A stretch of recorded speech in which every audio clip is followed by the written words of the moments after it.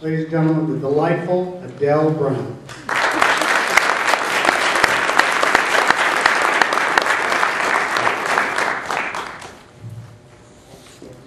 Now I want to do is just take my shoes off. This was wonderful, wasn't it? With the drums. Oh, it's going to be hard to settle down after this. I want to tell you about Sam and Suki. They got married.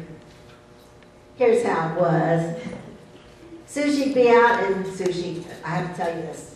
I know I was going to do this. We had a cat named Sushi. She died a couple years ago. Little old cat, lived for her food bowl.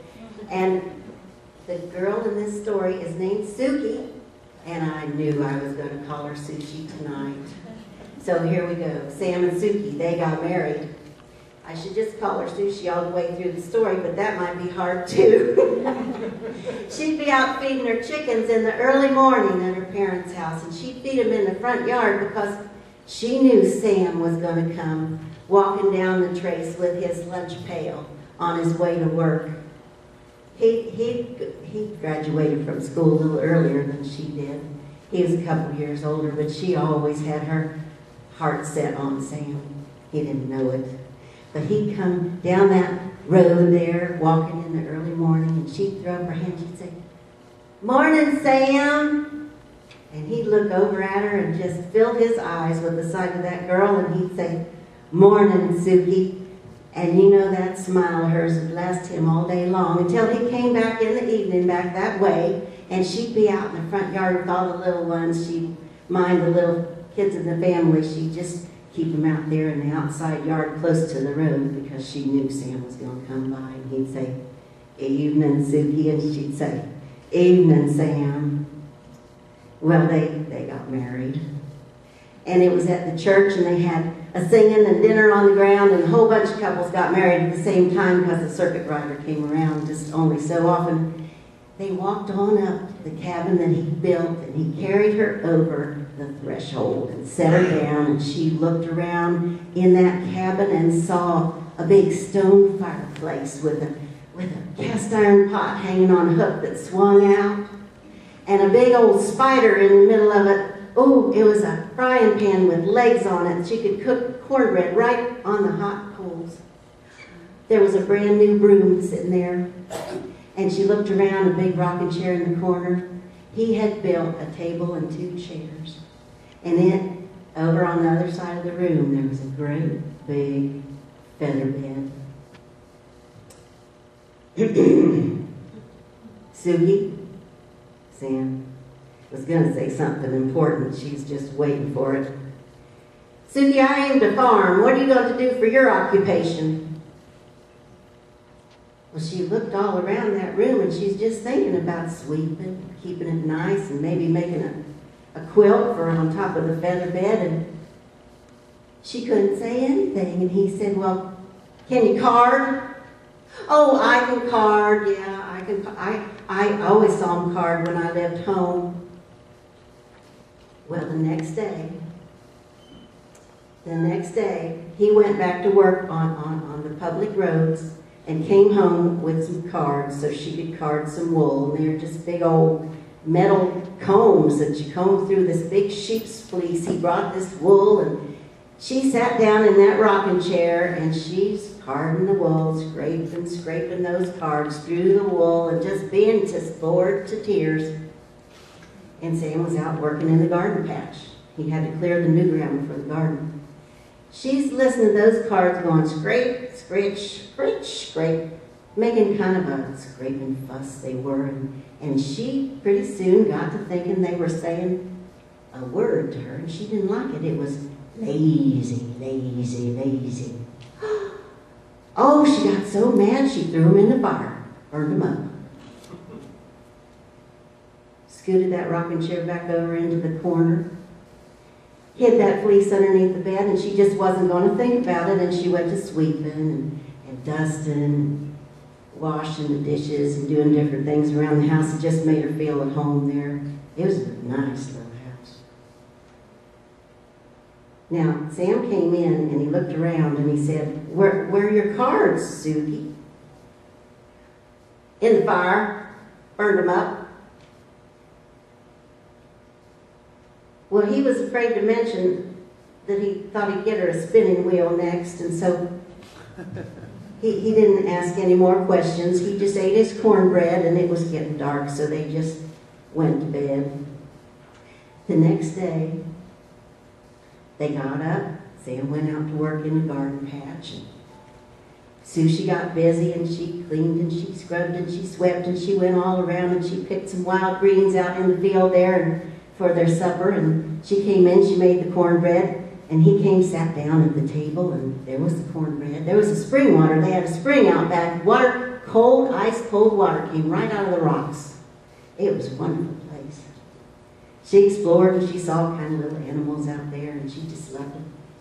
Well, he sat down at the table, and there was cornbread, and he said, Suki, can you bake biscuits? Oh, I can cook biscuits. I always saw him cook biscuits when I lived home. My mama, she made the best biscuits. Well, it was getting kind of dark, and so they just went to bed. Well, the next day, Sam went back to work on the public roads, and he worked out a 25-pound bag of flour.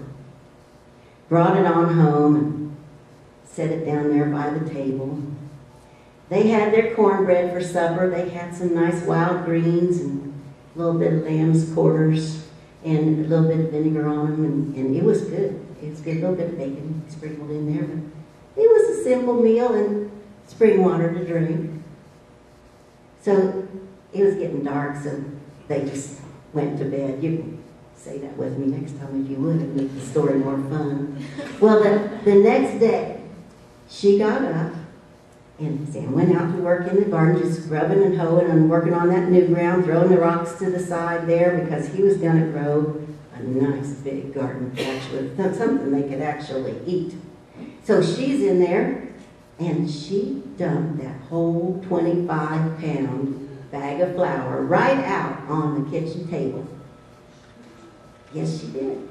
And she turned around to get the lard, just reach up on the shelf to get the lard down, and all of a sudden there's this gnat just buzzing around her nose. It's just, buzzing around, and she just hit it and batted at it and knocked it right into that flour. Oh my goodness, she got in there and she's looking for that gnat, and she couldn't find it anywhere, and she saw she's getting flour on a nice clean floor, so she pulled up all the corners of that tablecloth, pulled it off the table and drug it out into the yard there and laid it down and started fanning around that flour to see if she'd get that bug out. Pretty soon there was no flour at all on that tablecloth, and she just shook it out, took it back in and put it on the table, and she went about her business sweeping and dusting and cleaning up that floor and making some cornbread for supper. So Sam came in, he saw the cornbread, and he said, Suki, what happened to my light bread biscuits? She said, well, you wouldn't want to eat biscuits with bugs in them, would you? Well, no. So he ate his cornbread. They drank their spring water, and it was starting to get dark, so they just... And the next morning, Sushi, see, I did it. They're going to have to get a cat in this story, and it's going to have to be named Sushi. Well, the next morning they got up, and she was just doing all kinds of things around the house there, and she made the cornbread again, and he came in for dinner, and it was just cornbread, and he said, Suki, can you make coffee? Oh, I can make coffee. I should make some coffee for my husband. He's sitting there just yawning his head off in the middle of the room. Oh, I can make coffee. I always saw him making coffee when I lived home with my mommy. My mommy, she made the best coffee. All righty, said Sam. And it was getting kind of dark. They ate their cornbread, and then they just... Next day, Sam went back to work on the public roads, and he worked out a whole 10-pound sack of coffee. And it was the green beans of the coffee. You had to parch your own beans, and you had to roast them back then. 10 pounds of them. And you had to do all that before you ground them up and you could make coffee. So Suki She took that coffee and she poured it in big pots of boiling water right there in the fire. She built up that fire real special and got it real hot. Got that water boiling, and she poured 10 pounds of green coffee beans into that water and watched it boil and watched it boil. And pretty soon she thought, well, this is really not going to be very good unless I put a little fat meat in it. And so she got some salt pork and she put it in there. Then she put the lid on and she just let it stew, and every once in a while she'd go and stir it, you know. And Sam came in and she had made the cornbread again and put the nice pitcher of cold water on the table, and he saw that and he said, well, Suki, where's my coffee? It's in the pot. Those beans are just no good. I've been cooking them since noon and they're just not done at all. And he went over there, and he was a little scared to do it, but he took the pot holder and he lifted up the lid and he looked in there at that mess and took a whiff of it and made the most awful face, and there, 10 pounds of coffee beans just ruined. Oh, poor Sam. So he sat down and he ate his cornbread and he drank his water, and it was getting kind of dark by then, so they just... That's right. Well, the next day, they got up and Sam he went out and he started working in the new ground, just hoeing and raking and shoveling and dragging things out of there, and it was so many brambles on that piece of property. Suki, she decided she was going to be outside too. She didn't like to be just stuck inside all the time. She was outside at her mommy's house watching the children and feeding the chickens, all that stuff. And she didn't know she liked being a housewife so much. She decided she was going to pick raspberries. They were red, and she went out there. There was nothing but brambles, and there was raspberries all over them, and she had a big old bucket. She went out there in those brambles and started to pick those raspberries. She didn't even notice when the bush pulled her skirt off. Didn't even notice. She's just picking and picking, and got the bucket full, and she looked down and, where's my skirt? All she saw was her petticoat. At least that's the way I'm going to tell it. And, where's this can't be me. Oh, she was just all befuddled. This can't be me. I would never go out without my skirt. This can't be Suki. So she snuck over to the bushes so Sam couldn't see her, because she's embarrassed, you see. I don't know if he'd ever seen her in just her petticoat before.